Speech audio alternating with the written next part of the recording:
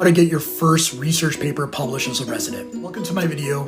Most residents think getting published requires a big research budget, a protected academic block, and a PhD. None of that is true. I published my first paper as a resident during my CA1 or PGY2 year with no protected time, certainly no funding, and no idea what I was doing. And I'm going to show you exactly how to do it faster than I did and more efficiently than I did by watching these videos. Let's talk about 3 most realistic types of papers for residents: case reports, literature reviews, and retrospective chart reviews. Now I'll go through each one. Case reports are the fastest path to a first publication. If you see an unusual presentation, an unexpected outcome, or a rare diagnosis, that's a case report. You write a brief intro reviewing what is known about the condition, describe the case in detail, then discuss what makes it notable and what clinicians should learn from it. The total length is usually 1,500 to 2,500 words. Turnaround from submission to publication can be as short as 6 to 8 weeks in some journals. The key is finding the right journal. Specialty-specific journals and case report journals like the Journal of Medical Case Reports, Orthopedic Reviews, or Curious are good starting points. Literature reviews take longer, but are certainly more impactful. Find a clinical question in your field that hasn't been synthesized recently. Search PubMed, compile the literature, and write a structured summary with a table.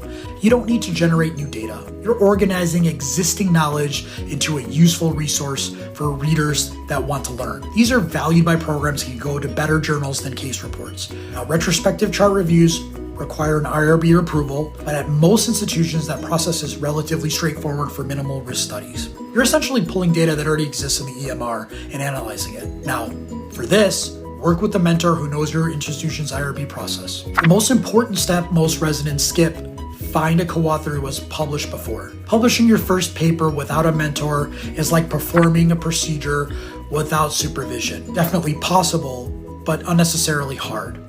Find an attending who is active in research, not one who says they want to be, one who has papers on PubMed in the last 2 years, and then pitch them on a specific idea.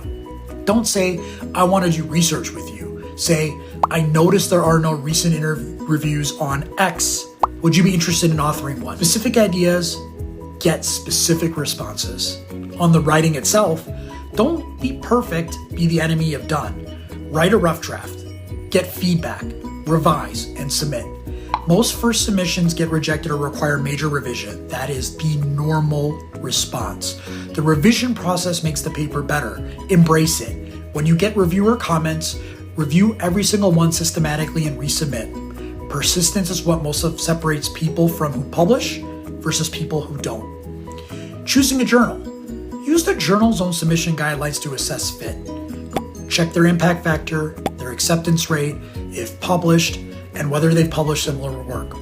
Don't submit a case report to New England Journal of Medicine or JAMA. Start in a realistic tier and work your way up. Your first publication will not be your best work, and that's okay. The point is to start the process, learn the workflow, and build momentum. I have a separate video on the H-index and how publications affect your academic career long-term, so check that out next. Subscribe if you're a trainee building your academic profile, and drop a comment with the type of paper you're thinking about doing. I'll help point you in the right direction. Thanks for watching.